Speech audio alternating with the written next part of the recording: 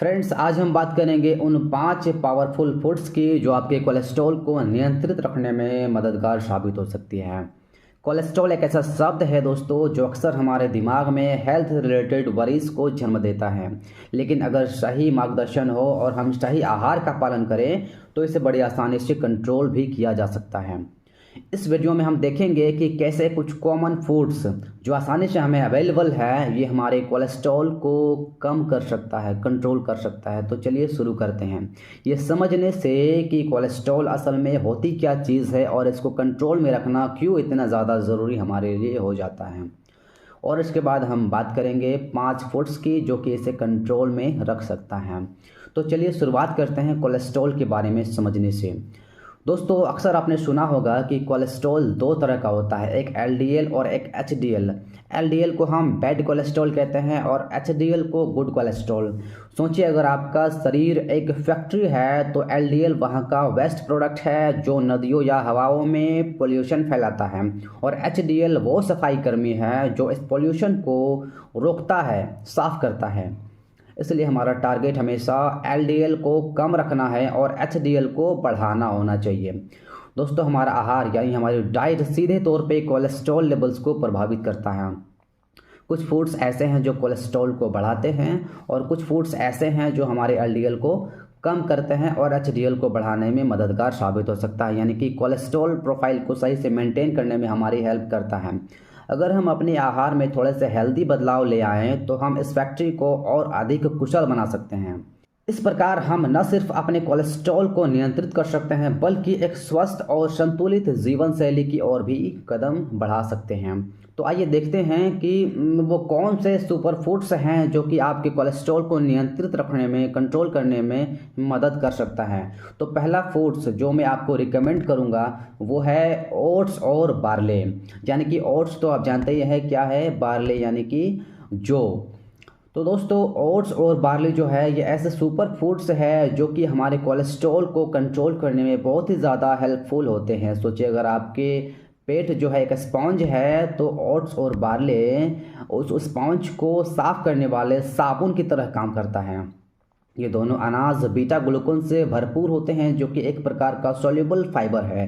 ये बीटा ग्लूकोन आपके पेट में जाकर कोलेस्ट्रॉल को अपने साथ बांध लेता है और फिर उसे शरीर से बाहर निकाल देता है। तो ये ठीक उसी तरह से जैसे एक सफाई कर्मी गंदगी को बाहर निकालता है। कई रिसर्चर्स ने यह साबित किया है दोस्तों कि बीटा ग्लूकन्स एलडीएल कोलेस्ट्रॉल को कम करने में काफ़ी ज़्यादा हेल्पफुल होते हैं। बार्ले को आप दोस्तों सूप्स और सैलेड्स में मिलाकर भी ले सकते हैं और इसकी आप चाहे तो रोटियां बनाकर भी खा सकते हैं, जो कि रोटियां अक्सर लोग बनाते हैं। यह भी कोलेस्ट्रॉल को कम करने में काफ़ी ज़्यादा हेल्पफुल होता है। तो अगर आप अपने कोलेस्ट्रॉल को नेचुरल तरीके से मैनेज रखना चाहते हैं तो ओट्स और बार्ले आपके डाइट में सबसे पहले आपको ऐड करना है। अब आइए बात करते हैं नट्स की, क्योंकि आपके दिल और कोलेस्ट्रॉल लेवल्स के लिए काफ़ी ज़्यादा फायदेमंद होता है।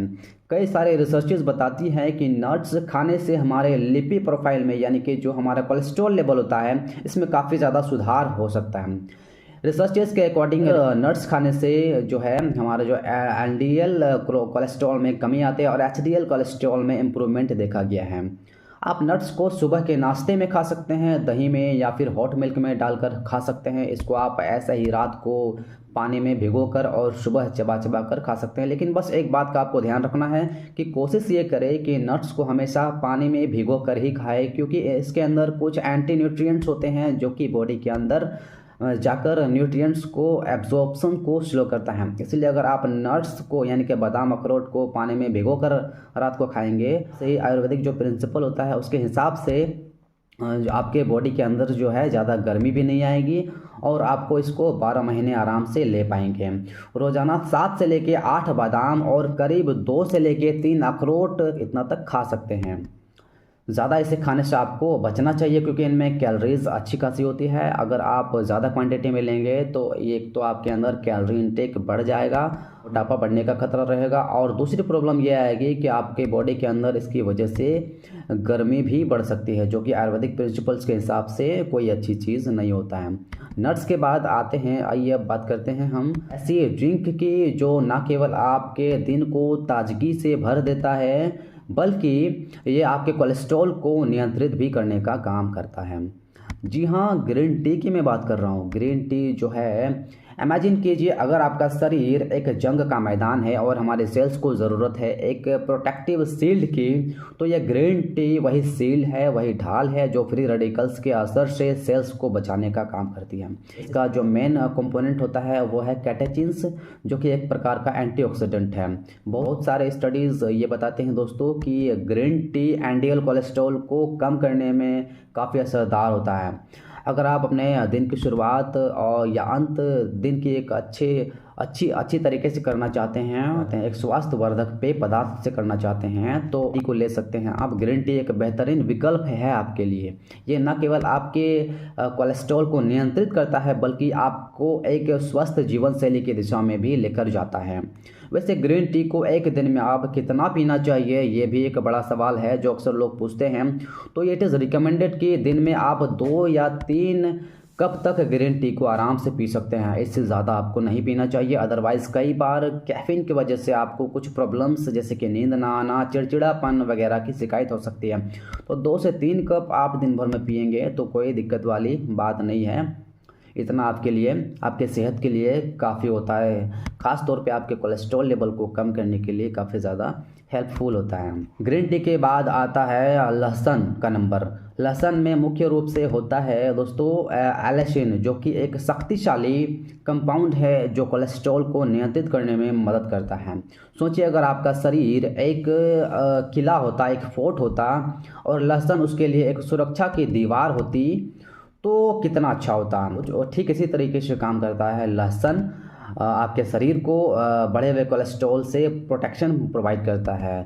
रिसर्च बताती है कि लहसुन का नियमित सेवन आपके एलडीएल कोलेस्ट्रॉल को कम कर सकता है और दिल की सुरक्षा को बढ़ा सकता है।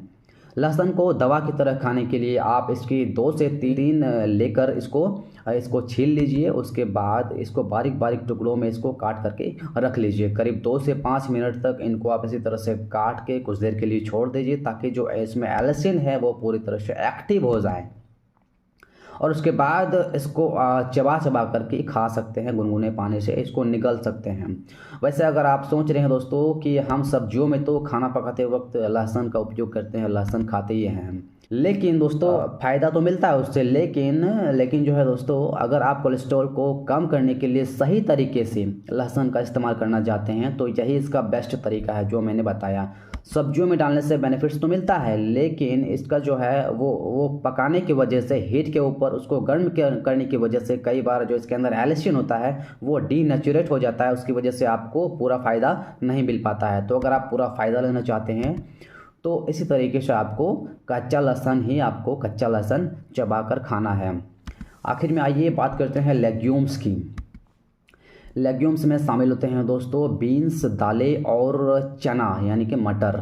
ये लेग्यूम्स प्रोटीन, फाइबर और एसेंशियल मिनरल से भरपूर होते हैं जो कि आपके कोलेस्ट्रॉल लेवल को नियंत्रित करने में काफ़ी फ़ायदेमंद होते हैं। इसलिए दालें, राजमा या छोले वगैरह अपने डाइट में ज़रूर शामिल करना है। कई स्टडीज़ ये बताती हैं कि लेग्यूम्स का नियमित सेवन करने से एलडीएल कोलेस्ट्रॉल को कम किया जा सकता है। लेग्यूम्स को अपने डेली डाइट में कैसे शामिल किया जाए, ये बड़ा ही आसान है, ख़ास तौर पे हम इंडियंस के लिए ये सब चीज़ें, क्योंकि ये सब चीज़ें जो है हमें आसानी से मिल जाती है। कई तरीक़ों से इस्तेमाल कर सकते हैं, जैसे कि लंच या डिनर में आप दाल या राजमा की सब्ज़ी खा सकते हैं, या फिर सूप्स या सैलेड्स, या फिर छोटे छोटे बीन्स और आप सलाद की तरह बना करके इसको खा सकते हैं। तो याद रखिए कि अपने कोलेस्ट्रॉल को प्राकृतिक रूप से अगर आप नियंत्रित करना चाहते हैं, कंट्रोल करना चाहते हैं, तो दालें, इस तरह के जो छोले वगैरह है, इस तरह की चीज़ें जो आपको है आपके डाइट में ज़रूर होना चाहिए। ये बहुत ही ज़्यादा इंपॉर्टेंट है।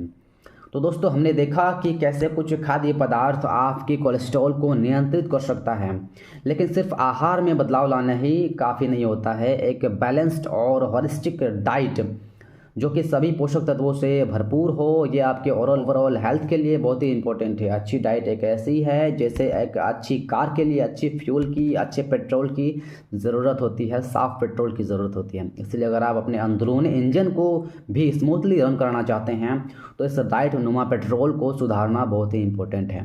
साथ ही आपके लाइफस्टाइल में कुछ बदलाव भी बहुत ज़रूरी है, जैसे कि रेगुलर एक्सरसाइज करना आपके कोलेस्ट्रॉल लेवल को नियंत्रित करने में काफ़ी ज़्यादा मददगार होता है। इसके अलावा स्ट्रेस कम करना भी उतना ही ज़रूरी होता है, क्योंकि ज़्यादा स्ट्रेस से भी कोलेस्ट्रॉल बढ़ सकता है। इसलिए तनाव कम करने के लिए आपको कुछ उपाय अपनाने चाहिए, जैसे कि योगा, मेडिटेशन, अपने हॉबीज़ को अगर आप समय देते हैं तो उससे भी आप अपने कोलेस्ट्रॉल को नियंत्रित रख सकते हैं, स्ट्रेस को कम कर सकते हैं। तो याद रखिए कि अपने आहार और जीवन शैली दोनों ही में आपको कुछ ना कुछ चेंजेस लाने पड़ेंगे, अगर आप चाहते हैं कि इफ़ेक्टिव वे में आपके कोलेस्ट्रॉल लेवल कंट्रोल हो जाए और कंट्रोल ही रहे। तो वैसे अगर यहाँ तक आपने वीडियो देख लिया है तो आपको समझ में आ गया होगा कि कोलेस्ट्रॉल लेवल को नेचुरली कैसे इसको कंट्रोल में रखा जा सकता है। तो दोस्तों, वीडियो अगर आपको अच्छा लगा हो तो हमारे वीडियो को लाइक और सब्सक्राइब ज़रूर करें। Thank you. दोस्तों, अगर हमारा वीडियो अच्छा लगा हो तो हमारे चैनल को लाइक और सब्सक्राइब जरूर कर दें। साथ ही साथ बेल आइकन को प्रेस कर दें, ताकि मैं इस तरह का वीडियोस जब भी बनाऊं तो सबसे पहले आप तक पहुंच सके और आप देख सकें। Thank you.